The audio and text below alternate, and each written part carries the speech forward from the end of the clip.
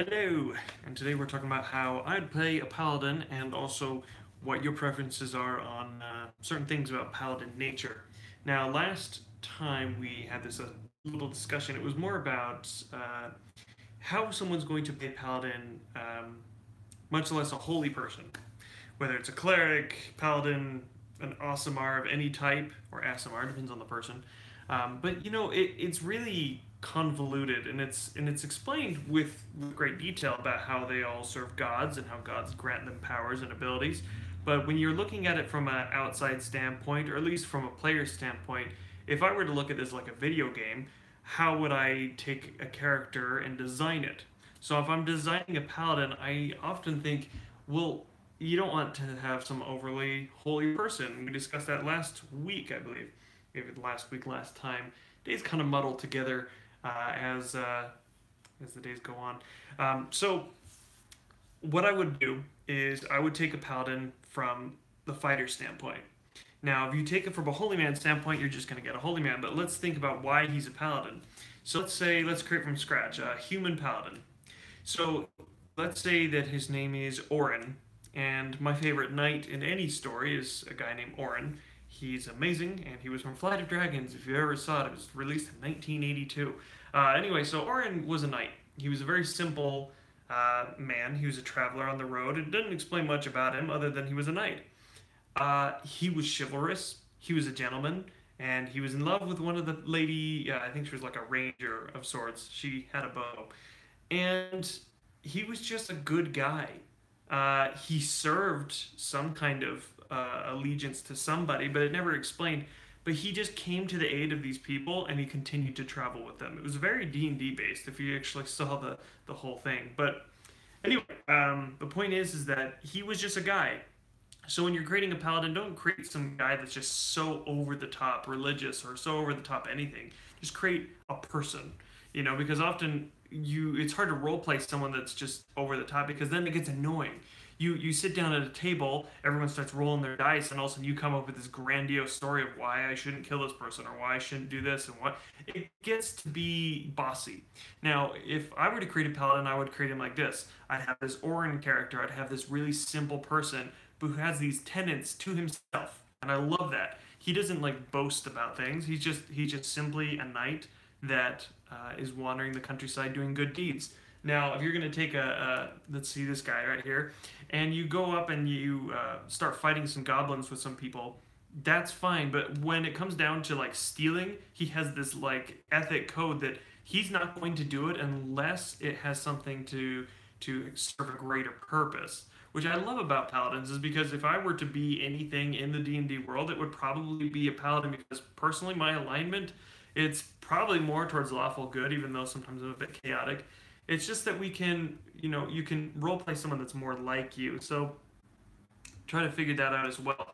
Also, also when you're creating a paladin, I love the different oaths you can take. Now there are many, and there's also some homebrew oaths and unearthed arcana oaths that are kind of here and there and sketchy, but there are some types for different playstyles. Now, if you want to be in one of the new ones, the Xanathar's Guide to Everything type of oath, it's insane. He's like this murdering conqueror, which to me doesn't seem so much like a paladin, but there were knights back in the day they'll do it. Look at Game of Thrones, for instance. Game of Thrones is one of those things where knights are just as bad as some of the other ones, some of the common folk or bandits.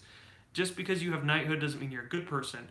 Now, it doesn't say that necessarily the conqueror is a bad person, but let's see, Scorched Earth, I believe, is kind of how his motto goes, is that he goes after and destroys all hope of anything else. Now, I think the oath of fighter or barbarian for me, neutral good alignment is a pretty versatile.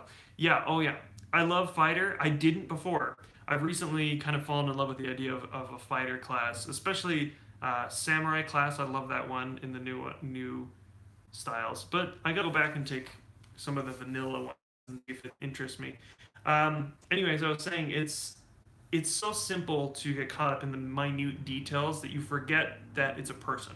So I always take any character I do, any NPC that I do, any random absolutely random NPCs I do, I actually give every NPC some form of backstory. You don't have to go in great detail, but when I create a character, I write practically a novel for him because I love, and that's my style. And you may be different, but my style is I like to create something that's a person that feels like this person breathed and lived and loved and laughed and had terrible hardships. If I were to take a paladin, I would start with the very beginning. Where did he come from? And it's so overdone with the whole my family died and then I became an adventurer. I would say his family probably lived. I'd say he grew up in a small hamlet and he defended his people a couple times from bandits or goblins or what have you. And then one day decided to take that a little further and maybe he was able to commune with some kind of god or goddess and create some kind of connection where he could heal. Because what I love about paladins is that they're the middle of a fighter class and like a holy class, like a cleric or a monk or something like that. And they combine these abilities to be this healer as well as this tanky person that can get into the midst of it with no problem of standing to blows with these like heavy plate armors and things like that. But I imagine they're a little deeper than that. That they're not just the guys that want to take all the blows and save the day. I imagine they see. I would create like a love story. I would say that my paladin, I'd say Orin, he traveled for a very long time. He left his home. He knew his family's fine, but he wanted to help. He had felt like he had a higher purpose, and I felt like it's not wanderlust. It's something more. Or he gets called to arms during a time of war and finds he has affinity with a particular god. True. Maybe he was in the middle of some like battle, and they were up on this maybe this mound, and maybe it was an old ruin. And during a fight with one of these, maybe a captain from the other army, he fell down, and it kind of collapsed around him, and he had his last little battle. Maybe he was dying, and maybe some goddess spoke to him and said, I see the good in you. You've stumbled upon one of my old shrines. Here's some power. You know what I mean? I feel like that makes a paladin so much more special than just some guy that went to a school or some kind of paladin coven, and created this just mantra with the rest of them, which in and of itself isn't a bad thing because if you want to go the route of like, let's say for instance the Oath of Vengeance, which is something my brother played when we played Dungeons and Dragons, which was actually cool because he was this holy man will go kill them. And it was interesting. It was an interesting experience because it was my first experience with the paladin. However, I feel like that certain oaths can be detrimental, which really lead you to have problems with breaking oaths, which makes you an oath breaker, which makes you lose abilities and kind of go down the evil path, which can be fun if that's what you're into. But I feel like you got to be careful with what you're picking when you're sitting around the table. Because if you have in mind that you want to play around and do shenanigans, because let's face it, team members often get into bad situations, stealing, robbing, sometimes murder. And if you don't want to get involved in that, or you want to get involved with that, think about what your character would do in that situation. Are you going to stand back and judge? Are you going to find a way to make amends for some kind of terrible act that they did?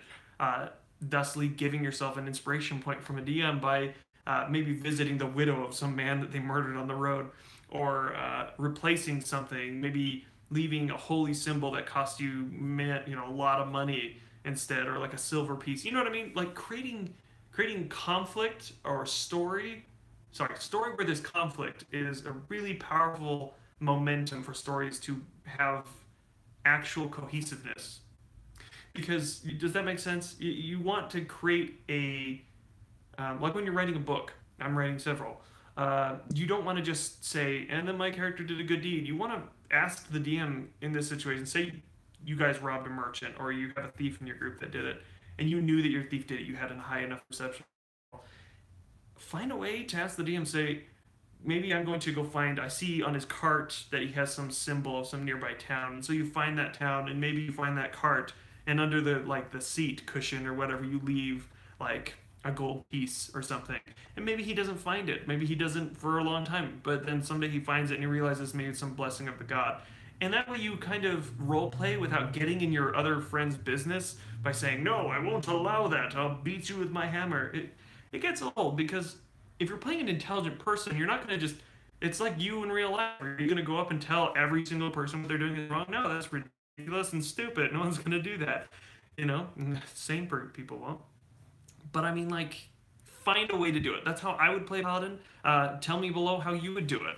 I would find some way to. Are you gonna do the whole like I carry a hammer bit, or are you gonna mix it up with different weapon styles? Because there's so many.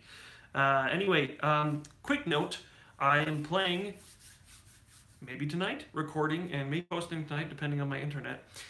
Um, a Mount and Blade Warband mod, which is Game of Thrones version. And if you don't know what Mount and Blade is, it's a kind of an older game. I want to say older, but it's really not that old. But it's for the mods. If you play it, it's for the mods. So let me know below, either in the live, or in the comments below, because I already have 4 votes for different factions. But you know, I'm gonna pick one of the factions and join them. So feel free to watch, enjoy. It's gonna be role played out, kind of like D&D esque, but it's definitely a travel the world and of Game of Thrones and see what there's to see and do what there's to do. I'm going to either be a good person or bad person, but I have a pull up on the Patreon. It's also in some of my videos, links below and like the descriptions if you don't know where that is. I can put it in here too.